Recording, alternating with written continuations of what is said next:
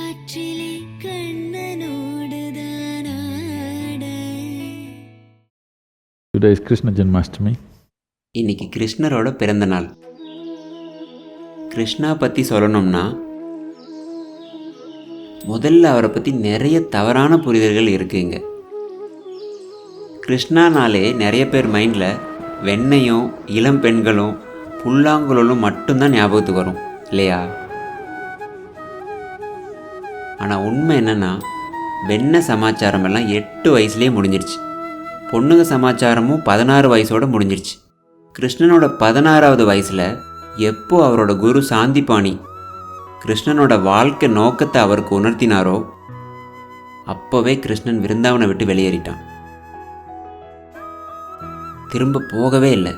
திரும்ப அங்கே போய் அவனோட ரிலேட்டிவ்ஸையோ கூட விளையாண்ட பொண்ணுங்களையோ பார்க்கவே இல்லை. That was the end of it. 16 வயசோடு முடிஞ்சுது. கிருஷ்ணான்னு சொல்கிறத விட இன்றைக்கி ராதே கிருஷ்ணான்னு தான் அதிகமாக சொல்கிறாங்க. ராதே முந்திட்டாங்க கிருஷ்ணனை. ஏன்னா அவரோட காதல், நெருக்கம், அவங்களோட ரொமான்ஸ் இந்த நாட்டையே ஆச்சரியப்படுத்துச்சு.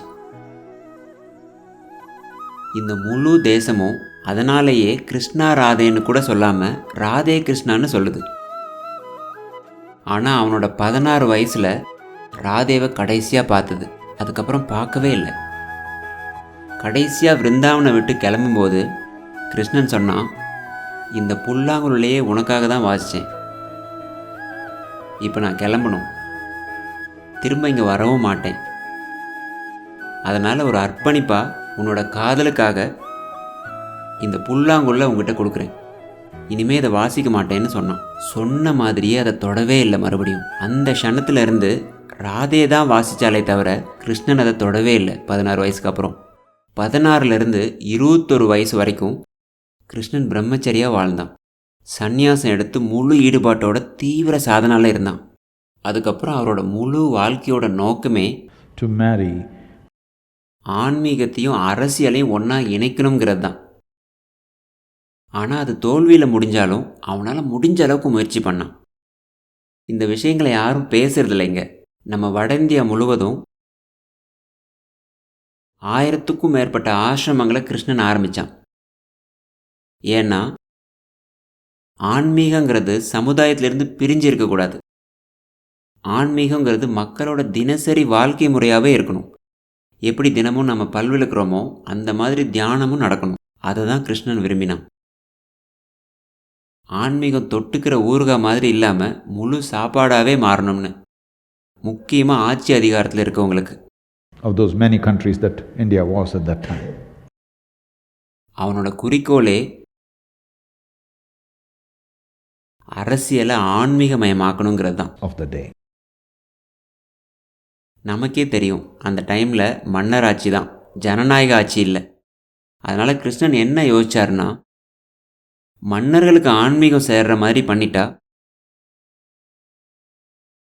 Then மக்களுக்கு அது கண்டிப்பாக போய் சேர்ந்துரும்னு.